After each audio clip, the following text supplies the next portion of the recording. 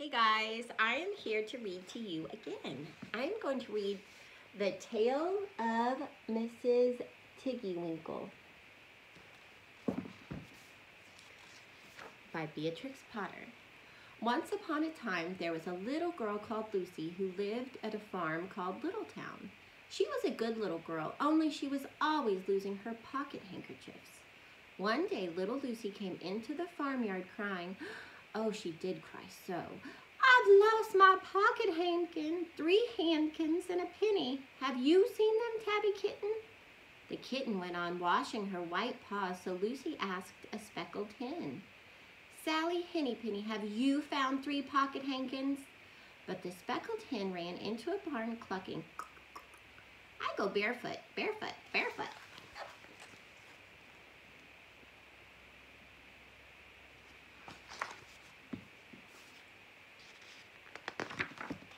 And then Lucy asked Cock Robin, sitting on a twig. Cock Robin looked sideways at Lucy with his bright black eye, and he flew over a stile and away.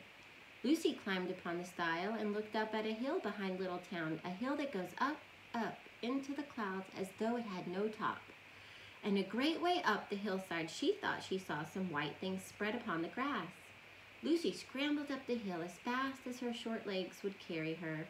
She ran along a steep pathway, up and up, until Littletown was right away down below. She could have dropped a pebble down the chimney.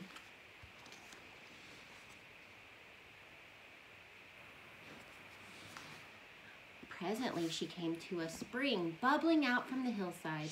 Someone had stood a tin can upon a stone to catch the water, but the water was already running over, for the can was no bigger than an egg cup, and where the sand upon the path was wet, there were footmarks of a very small person.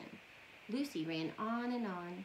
The path ended under a big rock, the grass was short and green, and there were clothes props cut from the bracken stems with lines of plaited rushes, and a heap of tiny clothespins, but no pocket handkerchiefs.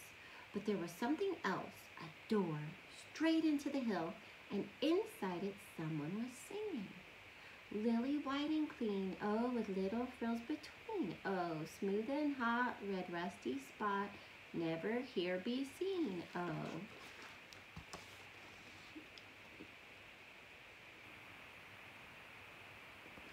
Do you see the door into the hill? Lucy knocked once, twice, and interrupted the song. A little frightened voice called out, "Who's that?" Lucy opened the door, and what do you think there was inside the hill? A nice clean kitchen with a flagged floor and wooden beams, just like any other farm kitchen. Only the ceiling was so low that Lucy's head nearly touched it, and the pots and pans were small, and so was everything there. There was a nice, hot, singy smell, and at the table with an iron in her hand stood a very stout short person staring anxiously at Lucy. Her print gown was tucked up, and she was wearing a large apron over her striped petticoat. Her little black nose went sniffle, sniffle, snuffle, and her eyes went twinkle, twinkle, and underneath her cap, where Lucy had yellow curls, that little person had prickles.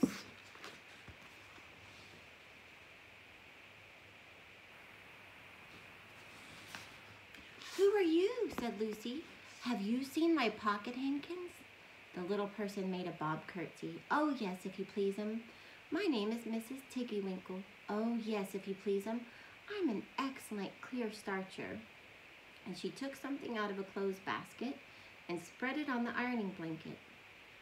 "What's that thing?" said Lucy. "That's not my pocket handkin." "Oh, no, if you please'm. That's a little scarlet waistcoat belonging to Cock Robin." And she ironed it and folded it and put it on one side.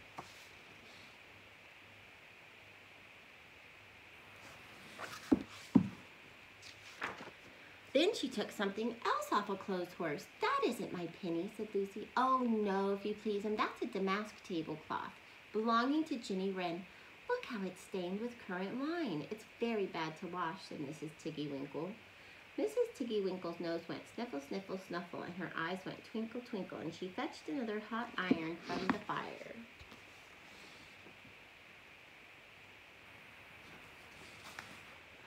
one of my pocket hankins," cried Lucy, "and there's my penny." Mrs. Tiggy-Winkle ironed it and goffered it and shook out the frills. "Oh, that is lovely," said Lucy. "And what are those long things with fingers like gloves?" "Oh, that's a pair of stockings belonging to Sally Hennypenny. Look how she's worn the heels out with scratching in the yard." "She'll very soon go barefoot," said Mrs. Tiggy-Winkle.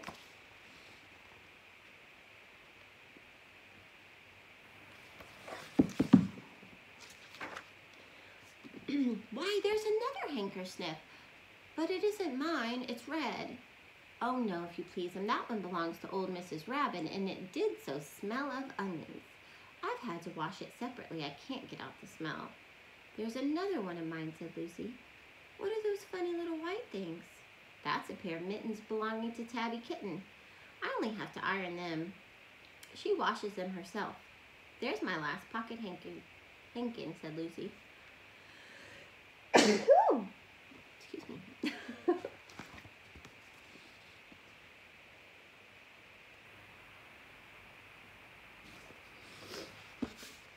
"And what are you dipping into the basin of starch?" "They're little dicky shirt fronts belonging to Tom Titmouse, the most terrible particular," said Mrs. Tiggy-Winkle. "Now I've finished my ironing, I'm going to air some clothes."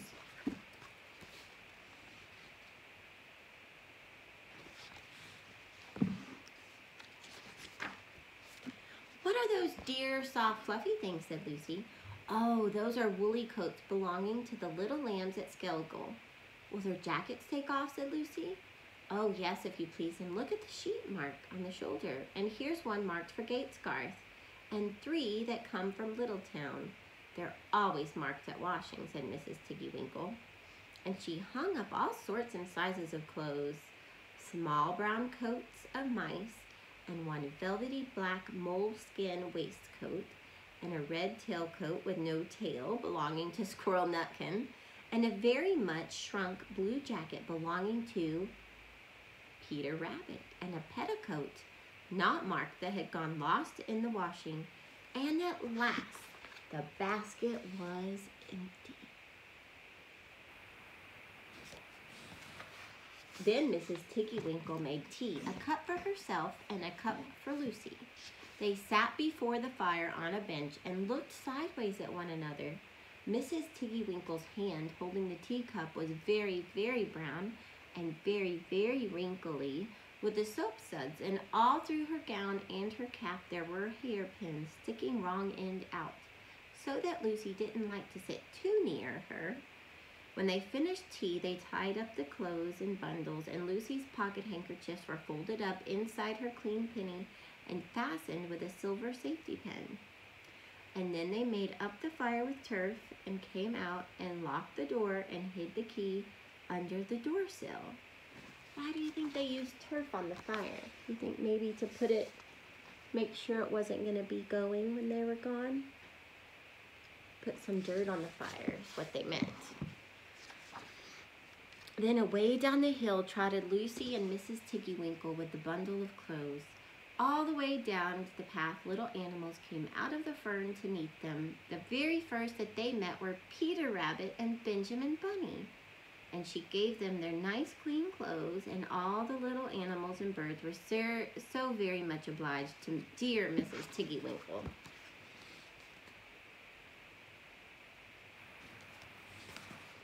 So that at the bottom of the hill, when they came to the stile, there was nothing left to carry except Lucy's one little bundle. Lucy scrambled up the stile with the bundle in her hand, and then she turned to say good night and to thank the washerwoman. But what a very odd thing. Mrs. Tiggy-Winkle had not waited either for thanks or for the washing bill. She was running up the hill, and where was her white frilled cap and her shawl and her gown and her petticoat?